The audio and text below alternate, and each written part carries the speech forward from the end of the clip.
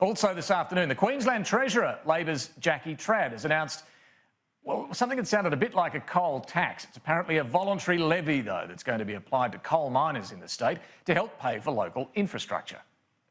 It's about infrastructure in these resource communities. So, as I said, this is a partnership. This is about industry and government coming together to say, how can we do a bit more in regional communities for the people, for the families who live in those communities and need more out of both industry and government. I've put it on them to have a think about whether it's about the volume that they export and apply that pro rata in terms of the companies, or whether it's about, the value. So there's a whole range of ways that they can think about their specific contribution to a fund. Now, according to the statement that's been released by the Queensland Treasurer, this is a voluntary fund called the Resources Community Infrastructure Fund. Look, the background of this, coal prices, the thermal coal price globally has been falling for about 6 months, and that means the state government is going to be getting a lot less in terms of coal royalties. As it goes under $100, the rate that the coal royalty is applied at drops, so that's going to affect the Queensland budget, which is due to be delivered next week. So lo and behold, after some backroom talks apparently with at least one of the big miners, BHP, a voluntary levy will now apply. With me now is the Federal Resources Minister, just sworn in again today, Matt Canavan. Thanks very much for joining me. Thanks, David. Just on this announcement this afternoon, this voluntary resources infrastructure levy, do you have any problems with this?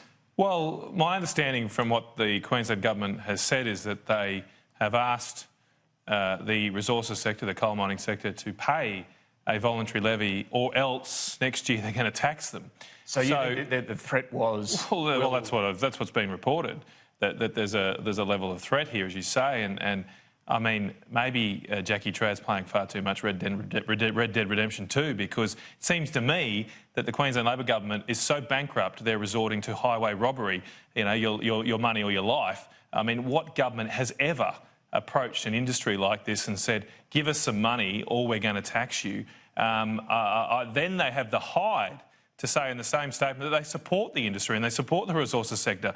Well, I don't particularly approach my friends at the pub and say, pay for this round or I'm not going to answer your calls in the future, right? I mean, this is no way to run a state, it's no way to attract investment, and it's no way to create jobs in Queensland. What will it mean for those coal miners, do you think? Well, look, by the sounds of this, a fund of $70 million in a multi-billion-dollar industry, I'll let the industry describe what its direct impact is. What I'm much more concerned about is the approach that the Labor government is taking to the resources sector. They've dragged their heels on Adani. But it's apparently sat down with the sector to work on this, and it's with a threat.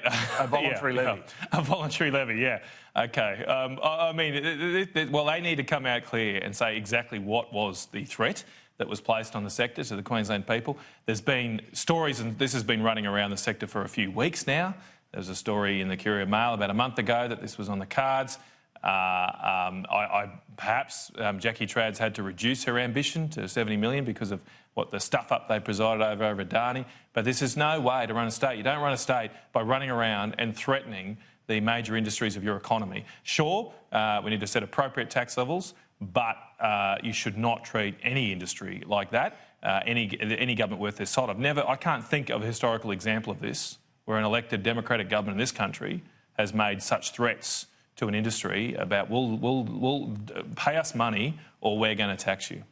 The coal price, the thermal coal price, that has been falling for about 6 months. That's obviously eating into state coal royalties. Yep. Right? So that's what the backdrop to this is. How does this all play out when it comes to Adani? It's still going through now a sped-up approvals process in Queensland, but if the coal price is falling, there's the prospect of this levy. That makes it harder for Adani, doesn't it? Well, one thing to say importantly is the coal price remains well above what it was 2 years ago or 2.5 years ago. So it did go up to about $120 a tonne, which triggered, as you said, the higher royalty rate in Queensland. That was a level not seen since the height of the mining boom. So it's come off those levels, and gas prices have fallen in Asia, with the United States gas coming more there. So energy prices have come off a bit. That's natural. What's your but 2 years ago, 2 years ago, the state government was run fine with a thermal coal price of around $50 a tonne. So now it's around $80 to $90 a tonne. So much higher than it was. The state government's getting much more revenue in coal royalties, yet they're now crying poor and saying they're bankrupt.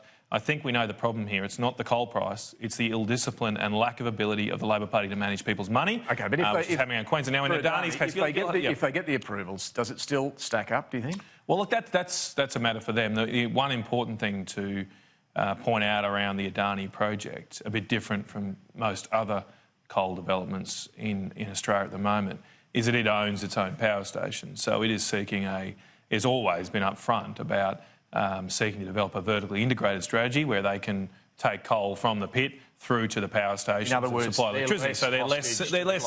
Well, of course, that's still a factor for them because the alternative is they can buy coal from elsewhere.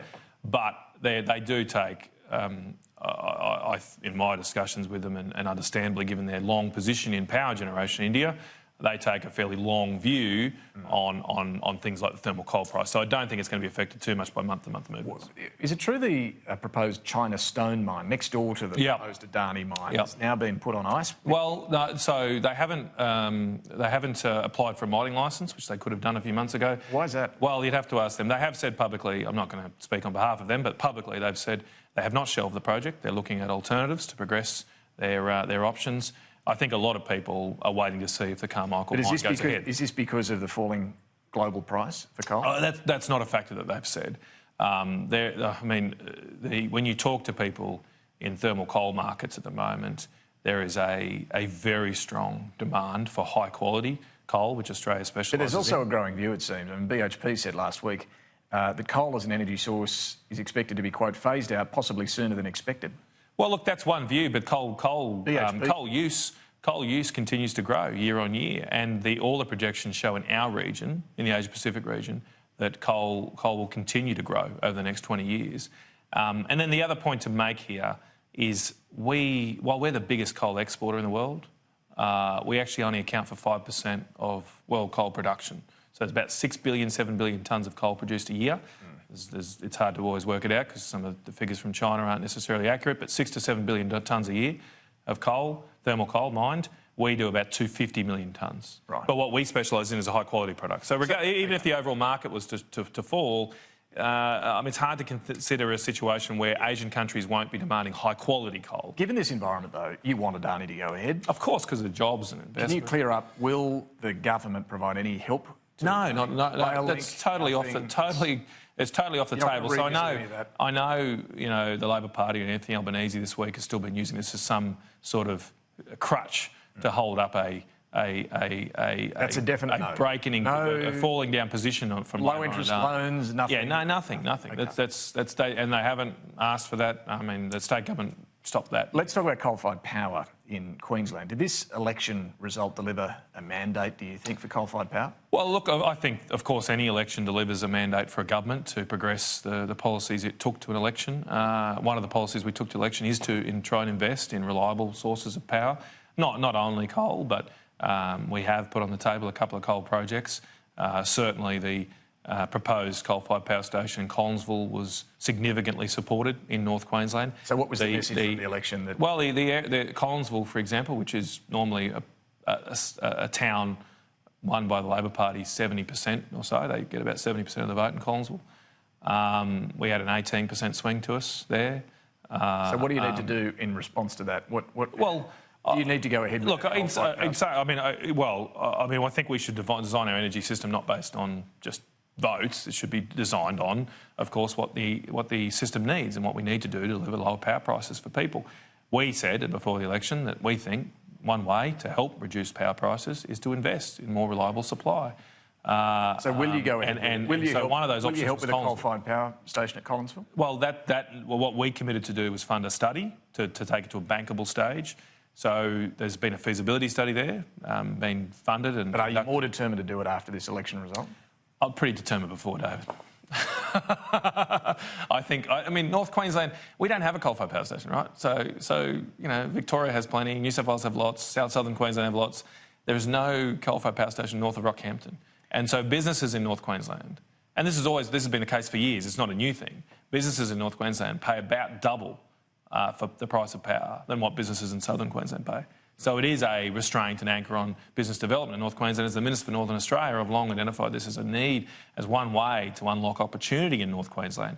Given the mineral wealth we have there, one of the constraints, to convert that into value-added products, we need reliable. One of the constraints for the market has been, well, they're not sure what's going to happen with emissions policy. Can you just clear up for us? Will the government put any sort of constraint on energy companies when it comes to emissions? Well, we've got an emissions policy, David. But it doesn't affect the power companies. Well, there is a safeguard mechanism, as you would know, I'm sure. So that does define baselines for large carbon emitters.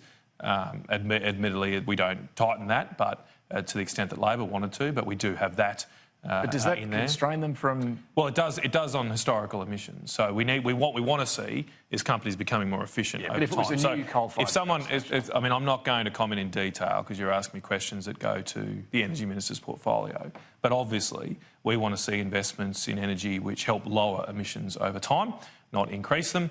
All of our proposals that have been supported under the Underwriting New Generation Investment Program meet that bar. As the Minister for Northern Australia and Resources, support anything that's going to require further emissions reduction from energy companies?